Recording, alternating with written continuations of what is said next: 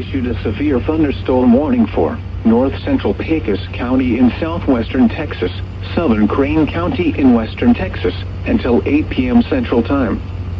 At 7:11 p.m. Central Time, a severe thunderstorm was located 13 miles north of Fort Stockton, moving east at 40 miles an hour. This is a destructive storm for northern Pecos County, including Imperial. Hazard: 3-inch hail and 70 miles an hour wind gusts. Source: radar indicated. Impact: people and animals outdoors will be severely injured. Expect shattered windows, extensive damage to roofs, siding, and vehicles. Locations impacted include Imperial. This includes Interstate 10 between mile markers 282 and 283. A tornado watch remains in effect until 10 p.m. Central Time for western and southwestern Texas.